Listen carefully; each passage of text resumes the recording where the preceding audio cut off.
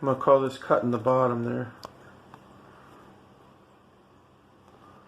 Just trying to get a better angle. It disappeared now.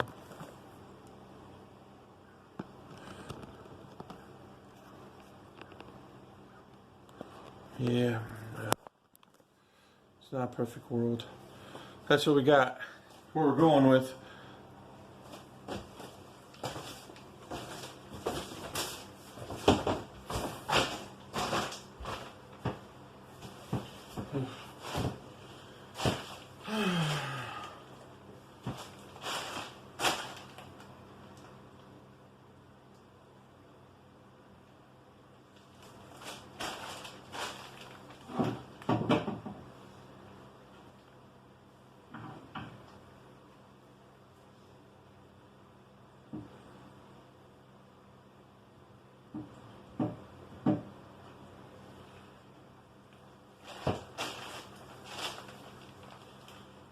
Okay. Oh. Well, the tedious part's this corner, so that's where I'm starting.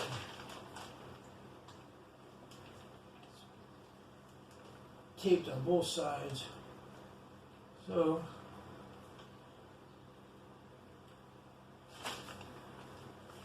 most people aren't going to inspect the corners, but I will check it later with a flashlight because I still don't want to see white streaks in it. So I'm putting the paint a little thicker, honestly. Trying. There's little white streaks on this. This trim's going to need touched up, obviously. There's spackles from when somebody else painted, and then covering the trim. They didn't understand they should have covered the trim from the top, so when the paint splattered, it wouldn't cover it. But it's also a waste of tape. What you do is you put a piece of paper there when you're taping, and you would put paper here, and you would tape this, and you'd have the paper cover this. So it's whoever, when you tape it, you have to explain to the taper, put a layer of paper there to cover, so you're only using one piece of tape, and you have your paper here and your tape here, and it keeps your trim from getting spackled. So now, somebody needs to take the time to touch up that trim. We have a color match, so.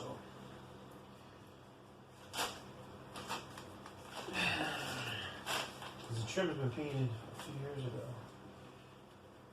I want to say it's 5+ years ago, but I really don't remember.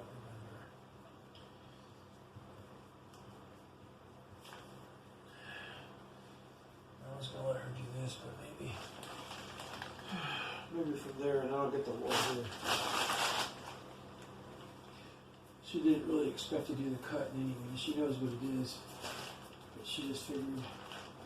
We're probably going to let her brush paint the bottom instead of rolling it, because she likes to brush paint instead of roll, but we will let her do both.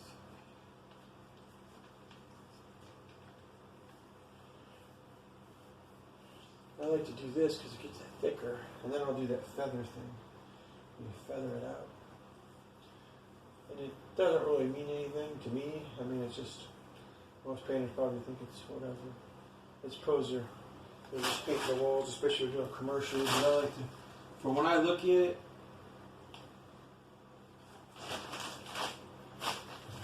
I like to put the paint on thicker. A little bit of white streaks there. When I look at it, I just like that. When I know the corners are like that, that's when I'll just feather them out. For blending, doesn't need to do it. Of course, I don't want to go in too far because then I'm covering. Plus, you're going to roll that, so that's going to get too coated there. It'll definitely be too coated. Unless you're really cheap and really good and you're just going to roll right next to it. Most people are going to overlap it, and that part will get too coated here all the way up. It's just personal preference in spots and spaces. But the thing is, this tarp is a little slippery. I'll feather that. The other one's covered, this one's not, but I'm not going to leave it white. So, good shot. There's electric in here.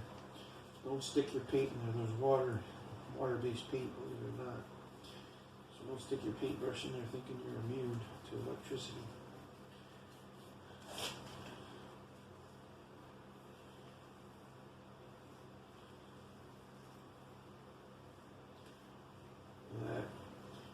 paint that in a circle. You can feather it if you want to.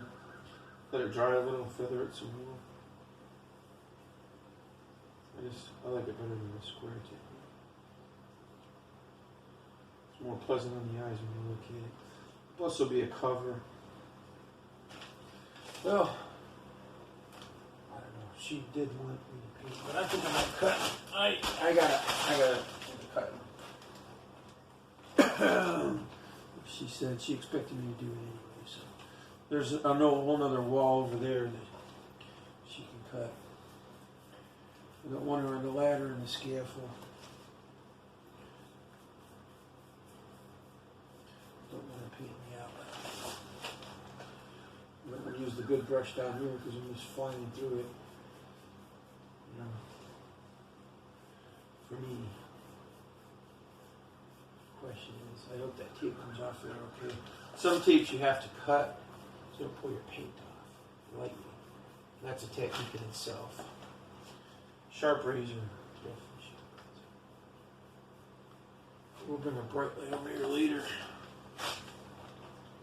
Especially once we're done. Before we roll, we'll check it and see what needs it. If I have to cut again, I will. Before I roll,